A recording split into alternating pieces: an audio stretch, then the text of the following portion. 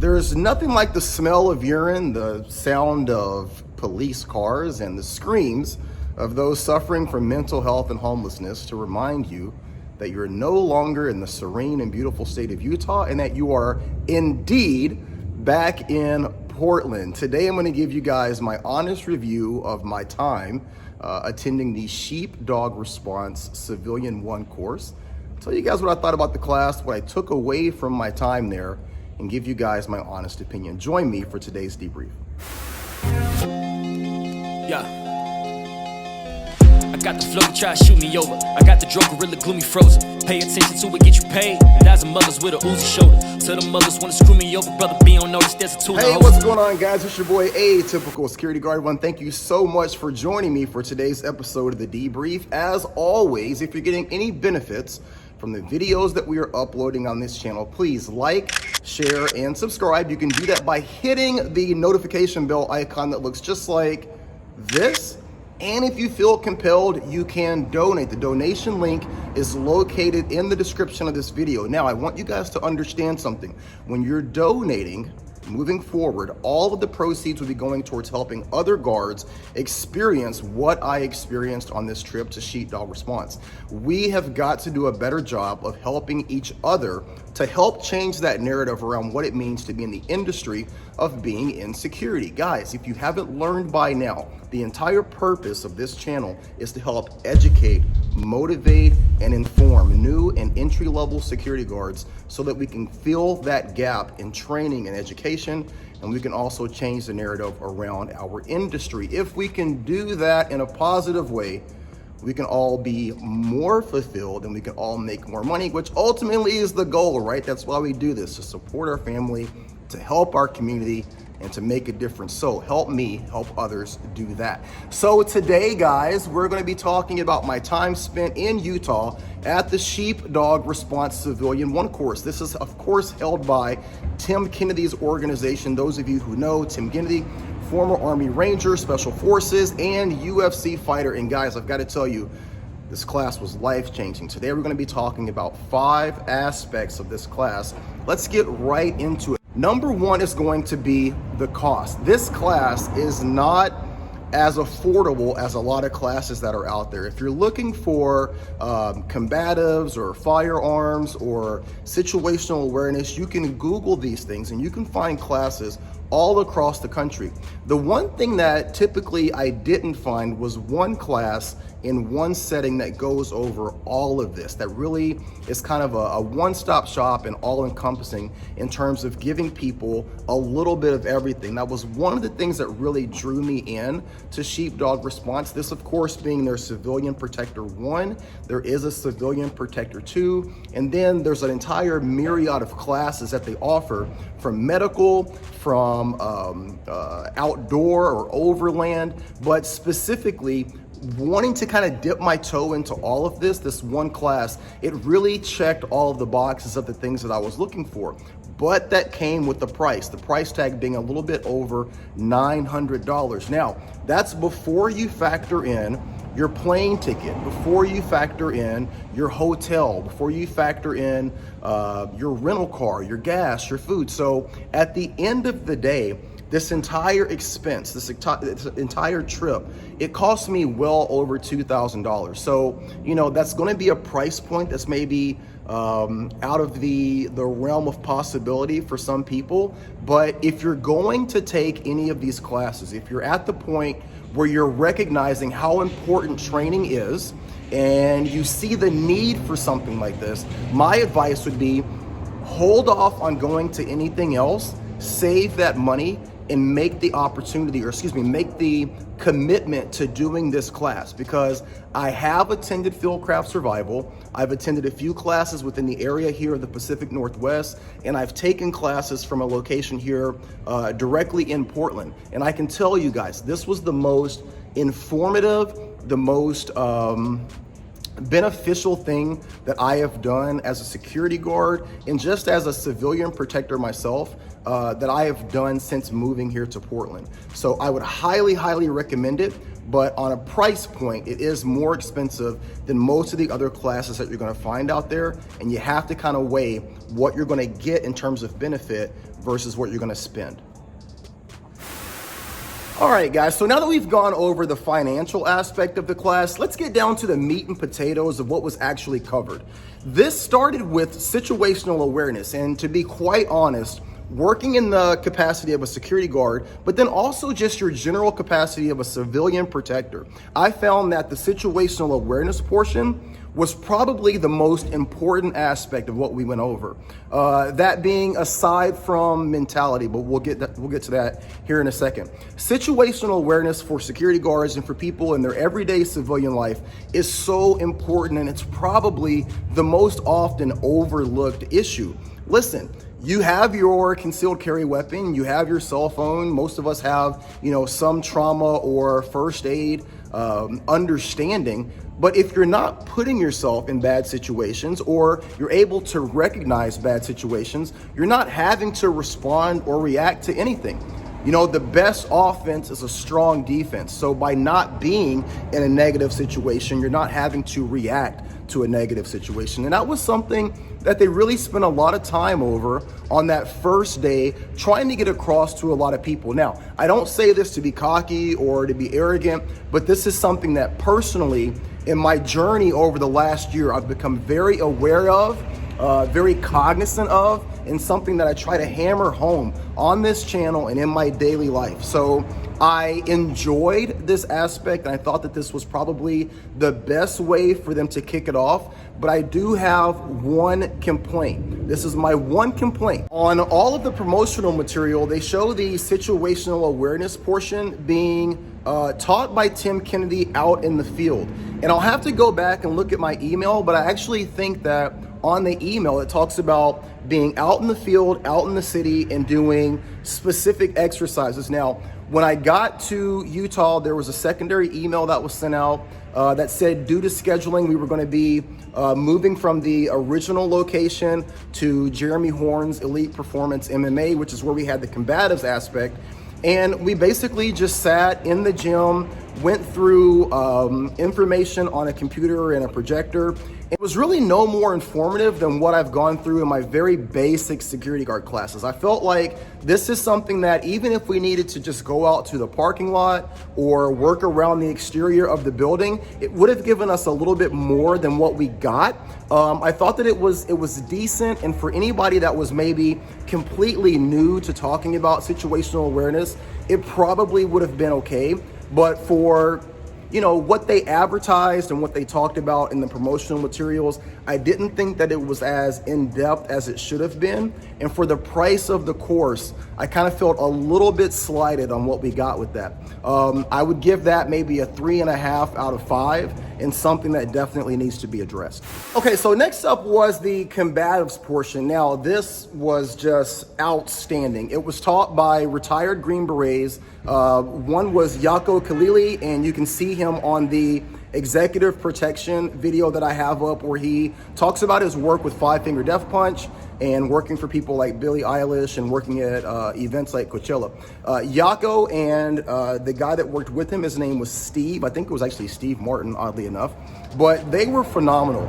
We did 5 hours of Brazilian Jiu-Jitsu per day.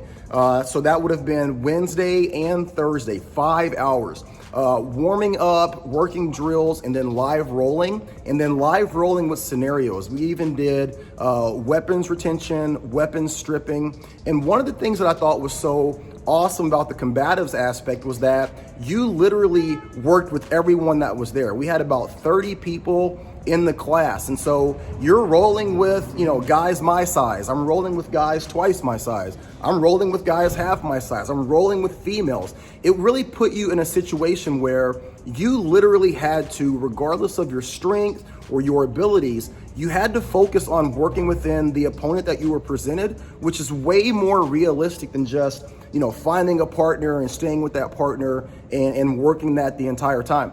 More so than that, another great aspect of what they were doing was just drilling home the mentality of being in a hand-to-hand situation. These are people that spent 20 years or more in Afghanistan and Iraq, and they're working in these environments, and they're telling us, this is what works. This is real world. This is not conjecture. This is not theory. This is what we've had to do and how we've had to utilize it in order to survive. The aspect of what we got in the combatives portion was life-changing, and I cannot give enough positive praise to what we did during that aspect of this training. Which brings me to firearms. The firearms aspect was, again, 5 hours per day. We did 5 hours on Wednesday and we did 5 hours on Thursday. The only complaint that I really have about the firearms portion is that it was an hour away from the jiu-jitsu location. You literally had to drive an hour in order to get out to that location. So that put a little bit of a damper on it and clearly cost a little bit more with the gas prices being what they are right now. But you get out to the range, and that was led by Travis. I believe that Travis was an Army Ranger or a Green Beret, I can't remember. But again, forward operator who spent over 20 years in the military and just phenomenal. Guys, it's so hard to even make this video because I feel like I'm not giving credit to how amazing the instructors were.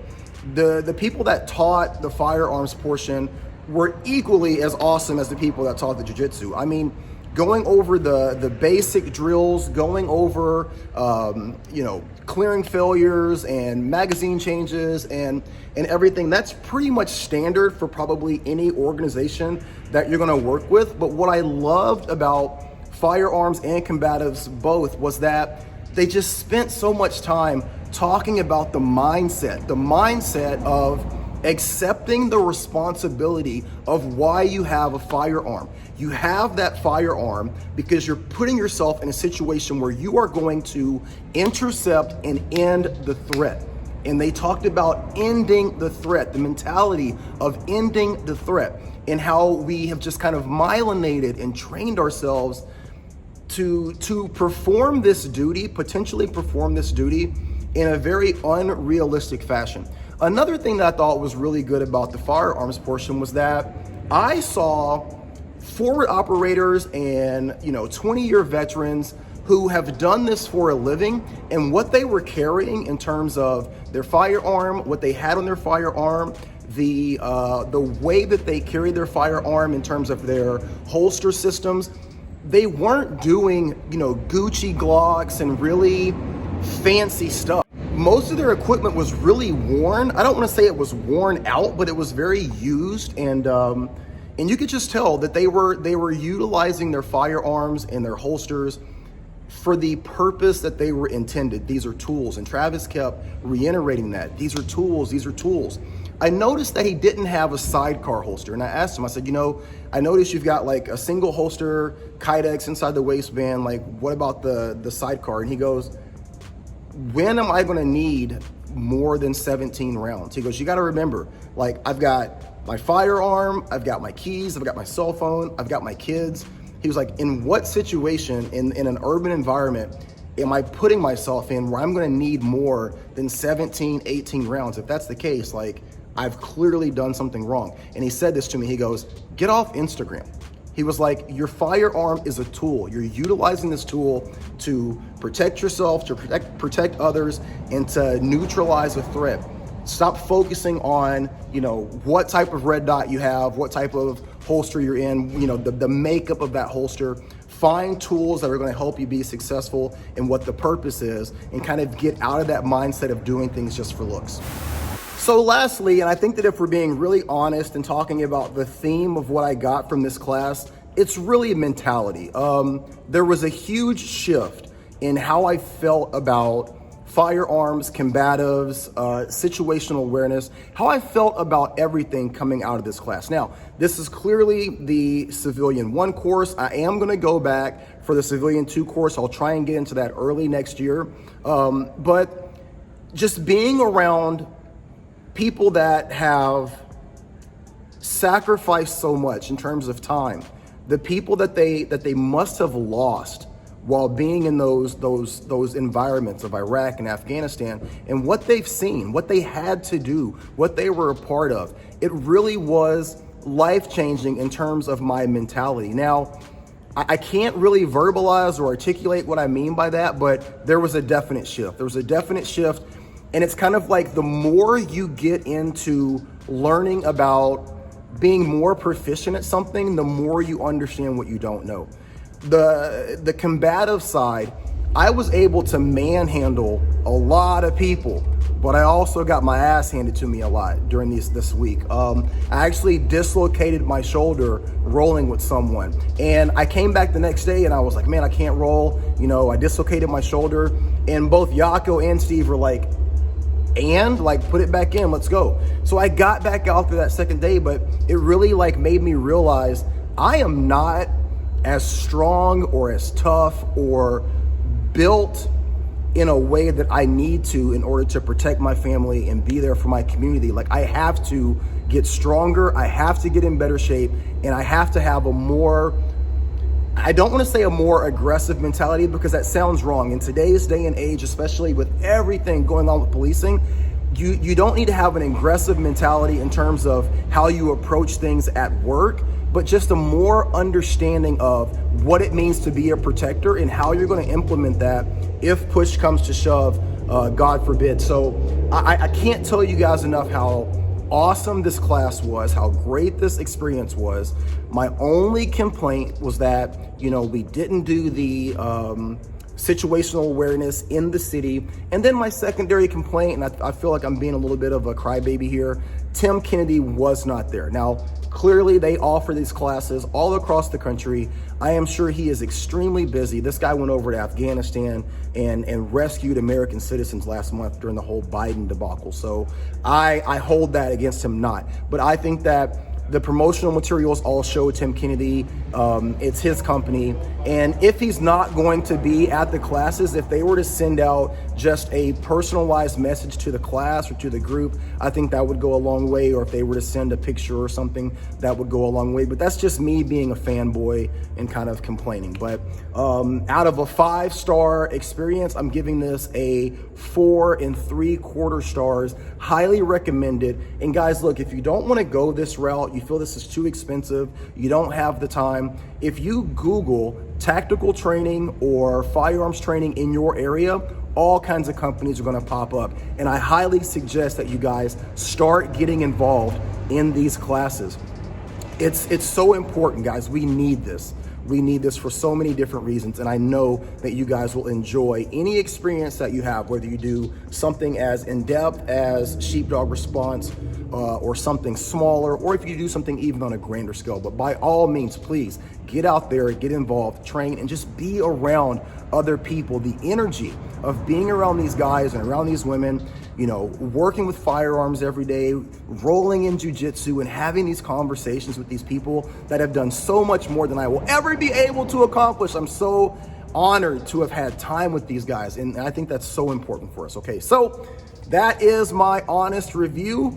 4 3/4 stars, Sheepdog response. Highly recommend it. Guys, as always, I thank you so much for being a part of what we're doing here. I thank you for being a part of this community. And as always, please like, share, subscribe.